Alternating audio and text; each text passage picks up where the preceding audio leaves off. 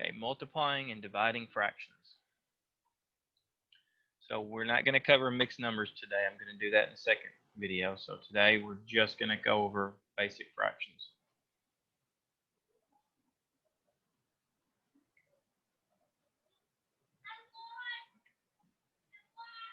Okay, so whenever you multiply fractions, all you need to do is multiply straight across. Now I'm going to show you some quick, helpful things for when you have bigger fractions, but the very basic thing you need to know about multiplying fractions is multiply straight across. So you just simply do 3 times 1 and 4 times 5. And then you check to make sure that's in simplest form. Now, this one I made specifically to be in simplest form already. They're not always going to be like that. I would say majority of the time, they're not going to be in simplest form. So you need to know how to simplify fractions. So let's do one. Simplify.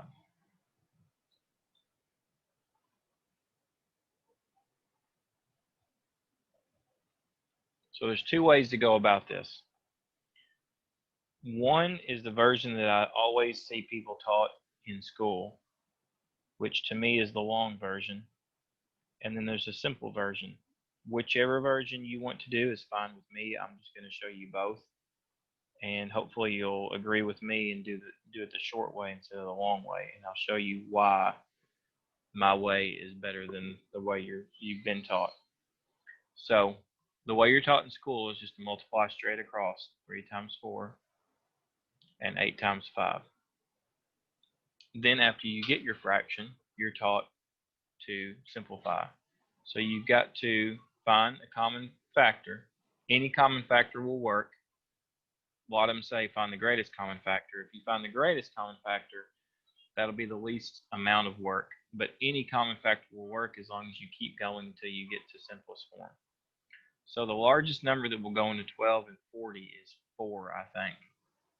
So you would divide the top and the bottom by 4.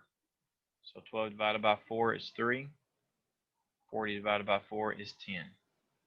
Now, a lot of people will just go ahead and divide this by 2 because it's even. The only problem with that is you're going to get 6 over 20, and then you've got to divide it by 2 again to get 3 over 10. You're always going to end up with the same answer at the end if you bring it all the way to simplest form. So it doesn't matter which way you do it. You can divide by 4 or you can divide by 2 twice. I'm just showing you the quickest ways. But this, to me, is the longest way to do it. I'll show you the same problem, 3/8 times 4/5. So you can actually simplify inside the problem before you ever multiply it. It's called cross cancel. Now don't get this confused with cross multiply. Cross multiply is what you do when you have an equation with fractions on both sides. This is not a cross multiplication. Everybody says cross multiply, it's cross cancel. So what you do, what the cross means is you look diagonally. So does 8 and 4 have a common factor? 2, but you want to go as big as you can, so you can go 4. It's going to be the same as this one up here. So 4 will go into 4. So what you can do is you can divide first. 4 divided by 4 is 1. 8 divided by 4 is 2. Now you have to divide both of them by the same number. You can't divide that by 2 and that by 4 or something like that. So this 8 becomes a 2, this 4 becomes a 1. Now 3 and 5 don't share any common factors other than 1, and you never use 1. So what you can do now is just multiply straight across. 3 times 1 is 3. 2 times 5 is 10. And you'll see you got the same answer here, except we didn't have to go through this step. Now you did sort of have to do the same amount of steps because you did this first, but this is just a very simple problem. A very large problem, you might save yourself 5 minutes a problem, and I'll give you an example.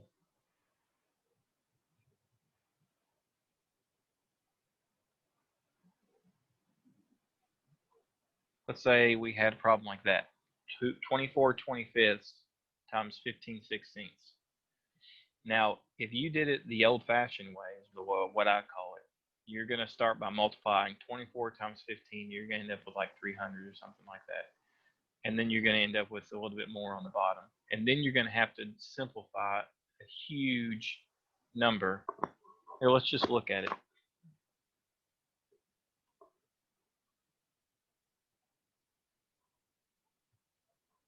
Now, you're not going to have the calculator on the test for these probably. So 24 times 15, I'm just making sure I get it right, is going to be 360 over 400. Now, this is a rare case. This actually would be pretty easy to simplify if you knew your rules. You could start by marking out zeros, basically dividing by 10, and then you just have to simplify 36 over 40. But there's a much easier way to do it. So you look diagonally. You got 25 and 15. You should know from division what will go into 25 and 15. 5. So 25 divided by 5 is 5. 15 divided by 5 is 3. Then look the other way, 24 and 16. Now, if you go into this with 4, you're going to have to do some extra work. But if you just use 4, it's okay. You'll just have to simplify it at the end. The largest number that will go into both of these is 8. So 24 divided by 8 is 3. 16 divided by 8 is 2. Now, not only have you made the problem easier because you shouldn't have to simplify once you multiply, but you can multiply smaller numbers and you don't have to deal with 360 over 400. So you just have 3 times 3, which is 9, 5 times 2, which is 10, and you're done. So if you can learn this way, master this, this will save you quite a bit of time on the test. And the test is all about saving time because most people run out of time on the test. So let's do some for practice.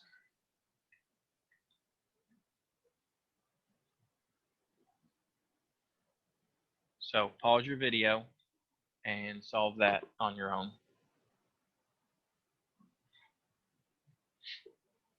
Okay, you should have noticed that 10 and 5 have a common factor, which is 5. 5 goes into 5 once, 5 goes into 10 twice.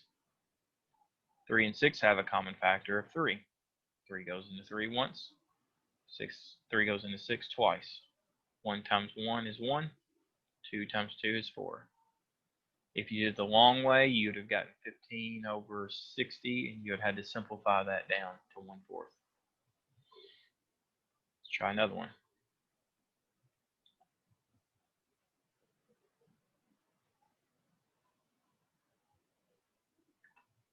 Okay, pause your video and try to solve that. All right, so 11 and 3 don't share any common factors because they're both prime numbers. And the only thing that will go into 11 is 1 and 11. Same thing, 1 and 3. So 10 and 5, again, you should know that 5 goes into those 2 times and 3 times. So you just have 2 times 3 on the top, 3 times 11 on the bottom. Oh, this is one of those rare cases where they give you a fraction that's not simplified, and that was my fault. So 3 over 15 was not in simplest form to start with. So we're going to get a fraction that's still not simplest form. Now I could have gone further if I wanted to. I just didn't notice it. 3 over 3 actually turns into 1. So the answer to this was just going to be 2 11ths. But just to show you, always double check that your problem is in your answer is in simplest form. You should know that 3 will go into 6 and 3 will go into 33. And you would have ended with 2 11ths.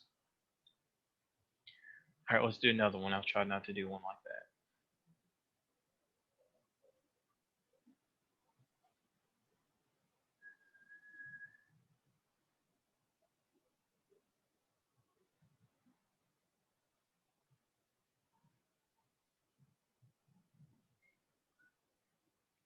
Okay, pause your video and try to solve that on your own.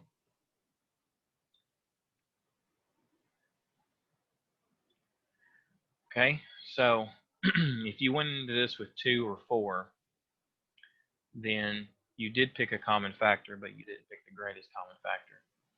So the greatest common factor of 8 and 16 is actually 8. You can use the number all the way up to the size of the smallest number if that number will go into this number. So 8 will go into 16, so if we divide by 8, we end up with 1 and 2. This way you should have known that 3 goes into both of those 3 times and 5 times. So you end up with 1 times 5, 3 times 2. So your answer is 5/6. We'll do one more multiplication problem before we move into division.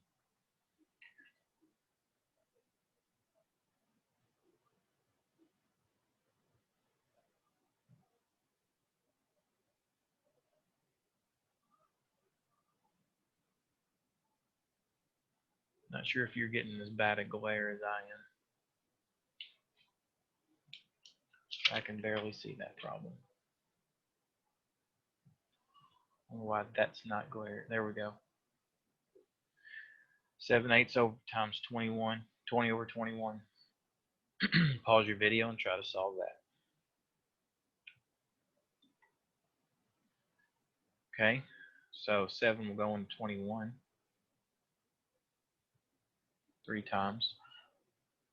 8 and 20 share a common factor of 4.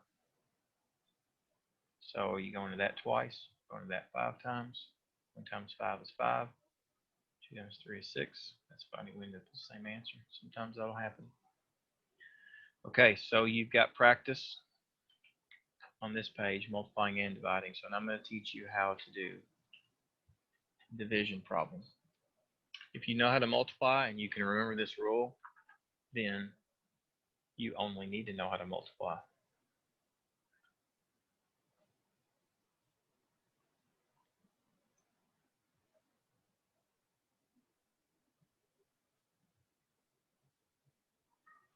So let's say you have this, 3/8 divided by 5/6. So there's a way they teach it in school. I don't agree with it because it's confusing. They do like this times that and then put it up here, and then they do this times that and then put it down here, and then you got to simplify, which defeats the whole purpose of trying to work these problems as fast as possible. So if you can remember this, this will save you a lot of time also. It's called same, change, flip. Anytime you have a division problem with fractions, if you do this, it'll make the problem easier. Same means the first fraction stays the same. Change means you change the division symbol to a multiplication symbol. Flip just means you do the inverse fraction. Oops, and I didn't do it. So the 6 goes on top because it was on bottom, the 5 goes on bottom. And now you just need to know how to solve a multiplication problem. You don't need to worry about learning how to solve a division problem. This is just unique because of the way fractions work. So now that we've got it in a multiplication problem, now you can do your cross canceling. So don't cross cancel during this step. Cross cancel during your multiplication. So 3 and 5 don't share anything, but 8 and 6 you can divide by 2. 3 times 3 is 9. 4 times 5 is 20. Make sure that's in simplest form. It is. Let's do another one.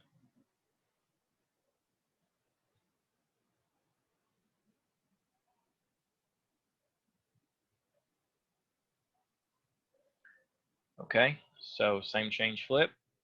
9/10 times 2 over 1. Okay, so 10 and 2 share a common factor of 2.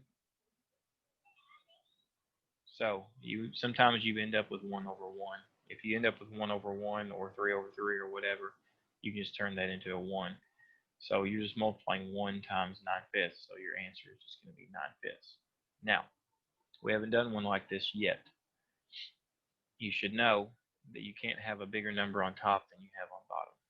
In case you can't see that, it's 9/5. So this is called improper fraction. So what you've got to do is turn it into a mixed number. Anytime you have improper fractions, you take the top number and put it inside the division brackets, and you put the bottom number on the outside of the division bracket. So 5 goes into 9 one time, multiply, subtract. Now, normally this would be your remainder, but in fractions we don't have remainders. This number right here becomes your new numerator. If you don't know the difference, numerator's on top, denominator's on bottom. So the 4 comes back up here and goes on top of the fraction. Draw your fraction line, and then the bottom is still 5. That doesn't change. So whatever the bottom was over here, it stays here. Now you have to check, make sure your 4/5 is in simplest form. Nothing will go into 4 and 5, so that means you're done. So the actual answer to 9/5 is 1 4/5. Some people can do that in their head. That's okay. I'm just showing you how to do everything on paper.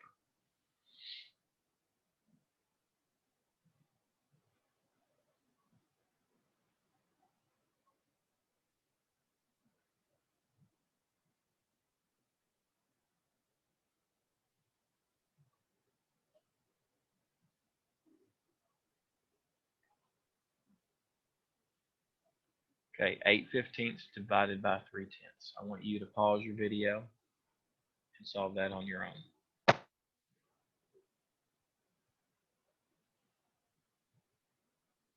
So you should have started with, let's move over here, same, change, flip. So now 8 and 3 don't share anything, but 15 and 10 you can divide by 5. So you got 8 times 2 and 3 times 3. So again, you have an improper. That glare is terrible for me. Hope you can see these problems.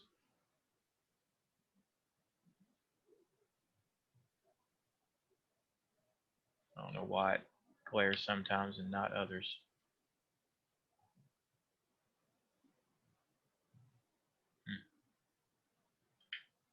Anyway, 16 divided by 9 goes in there once.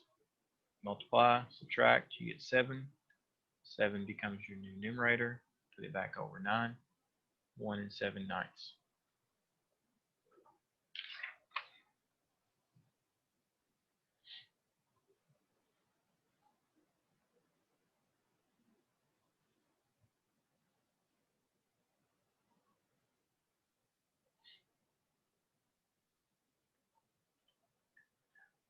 Okay, there's no glare on that. Pause your video and try to solve that on your own.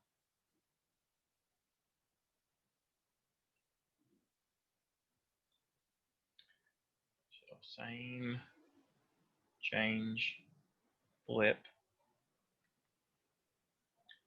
So 3 and 25 don't share any common factors. 2 and 24 you can divide by 2. 2 divided by 2 is 1. 24 divided by 2 is 12. 12 times 3, 36. 25 times 1 is 25. Do your division. 25 goes into 36 once, and this won't always be 1.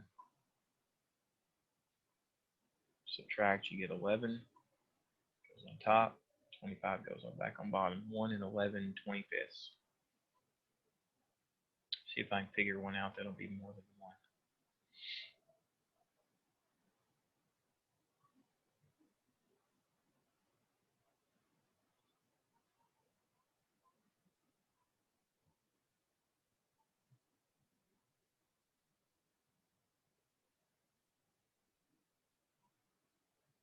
Whoops, I'm doing times. Divided by.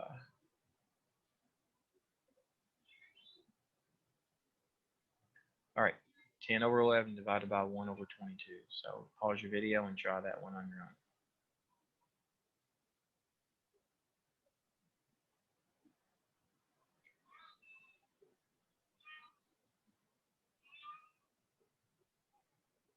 Okay, so same change flip.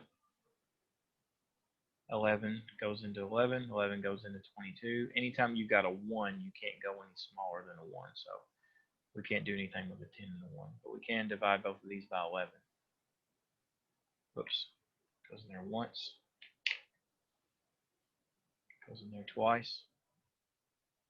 So you end up with 10 times 2 on the top and 1 times 1 on the bottom. Now when this happens, in case you don't know, you can always put a 1 on the bottom of the whole number. If you end up with a fraction with 1 on the bottom, you can just turn it back into a whole number, because 20 divided by 1 is just 20. So sometimes when you divide, you're going to get whole numbers. I might be misspeaking, but I'm pretty sure you can never get a whole number by multiplying two numbers that start out as fractions. So since those are fractions to start, which by fractions I mean less than 1, then you can never get a whole number at the end. But since these are starting out as impropers, once you flip them, since you end up with an improper fraction, you can get a number that's a whole number, and you can also get a mixed number. You can't get a mixed number when you multiply two fractions that are less than 1. All right, we're going to do one more division problem.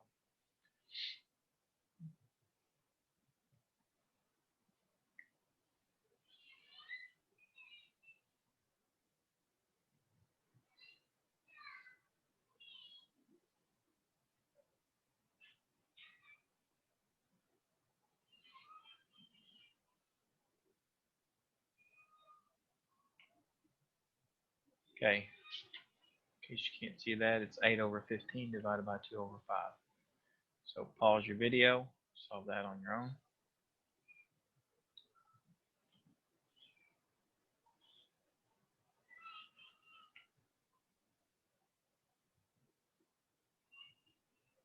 Okay, should have got same, change, flip.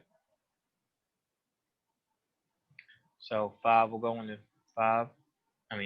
5 will go into 15 and 5 once, 3 times. 2 will go into 8 once, 4 times. 4 times 1 is 4.